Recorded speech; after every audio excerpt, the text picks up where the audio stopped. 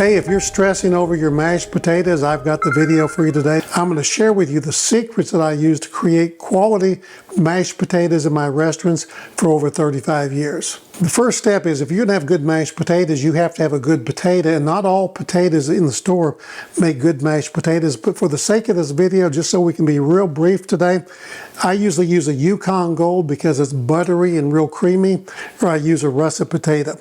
I'm using a gold potato today, and the thing you want to do with a potato that's so important after you peel it, you want to cut it in a consistent size. Don't just cut it randomly because it's not going to cook evenly. So take your potato and just cut it into a nice, manageable, consistent size piece. Step number one, so simple. Secret number two is you always start your potatoes in cold water, the cold start method. Don't start them in boiling water. Now, Grandma used to do it, my mom used to do it, but don't do that. That's exactly the thing you don't want to do. I've got cold water here. I'm going to take my potatoes that have been evenly cut. I'm going to put those in here. We're going to do about 4 pounds of potatoes today because we don't want these to be overcooked on the outside and undercooked on the inside. Our potatoes have now come to a boil, and again, the reason we do that, we don't want those outsides to blow out and the inside not to be done. Start it low, bring it to a boil, and now we're going to reduce it down to a simmer. Now, what is a simmer?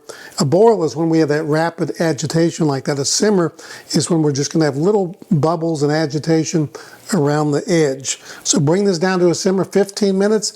We'll check it to make certain it's fork tender. That was right at 15 minutes of simmering, and these things are perfectly fork tender. They're not too firm, not too soft. That's exactly the way you want them to be. The fork just penetrates through it. And we're going to go over here to the colander. Be real careful doing this. Pour those right into the colander. Now, do not do this. Don't bring this faucet over here and start rinsing these with water. You're going to destroy your potatoes if you do that. I see people do that all the time, by the way. Do not rinse your potatoes with water.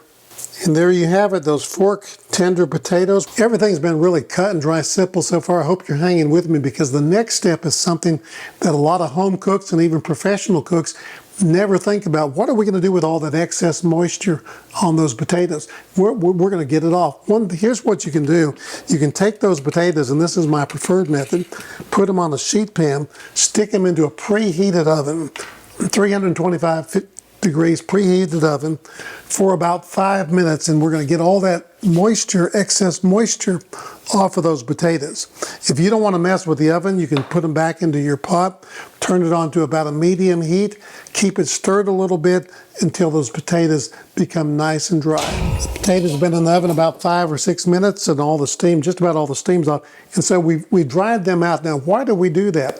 If you have wet potatoes, it's going to inhibit the absorption of butter and cream when you begin to put all your fat into the potatoes. So it's really important that they're good and dry. This is kind of the fun part to me, the exciting part, because everything's kind of coming together for us. Now, if you're fortunate enough to use a potato ricer, it comes with all these different plates and sizes of different holes in it. You want to use the plate that has the largest holes.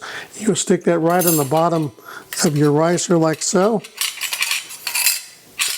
Put this right in there.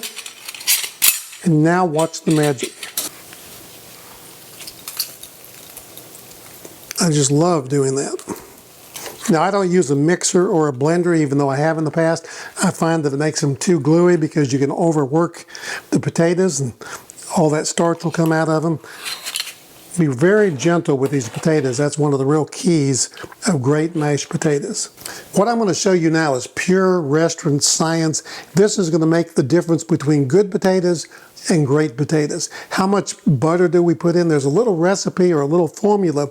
So for every pound of potatoes, you want 4 ounces of butter. So these are 4 pounds of potatoes here. I want 16 ounces of butter. Over here on my stove, I've had some heavy cream heating up, about 2 cups or so. We may have to adjust this accordingly. Now, I haven't salted these potatoes, and I don't usually put salt in my potatoes because I'm going to add an extra layer. And you know, you watch the channel, you know I'm a fan of better than bouillon base. I'm going to take about a teaspoon of that, and I'm going to work it into my hot, heavy cream over here. And that's going to do 2 things. It's going to add salt content I don't have to salt these, and it's going to add a really light, great, rich flavor to the potatoes. This is a good little trick right here. I know when I had the restaurants, we weren't very shy about using butter. So butter goes in first into the potatoes while they're still hot. We're going to fold that butter in gently, never whip it, never overmix it. And what happens is that butter is going to coat the starch molecules so they can't form gluten and get your potatoes real gummy. Have you ever had gummy potatoes? Now you add the hot cream, and it must be hot. That's not even a negotiable. Cold cream will cool the potatoes down, and they're not going to absorb properly. So make certain that it's hot cream, fold it in with the same gentle motion, and we're aiming for a creamy, fluffy potato. Here's a little rule just to remember. Fat first and liquid second. Okay, fat first and liquid second, and that's exactly what we did. This is warm. It's not scalding hot, but it's pretty warm. And we're going to pour that in a little bit at a time. Oop, making a nice mess. Do you ever make a mess in your kitchen? I do it all the time. My wife won't let me cook in her kitchen, even though I clean up.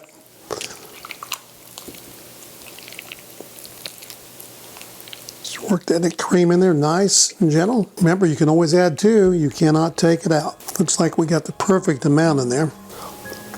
Creamy. Full of flavor. Oh yes, that better than bouillon, that really helps a lot. I hope you liked this video today. I hope you learned something. Enjoy making mashed potatoes. I'm John Woods, All Things Food, the channel where we not only love to cook, but we cook to love. Now go out and love cooking you some mashed potatoes.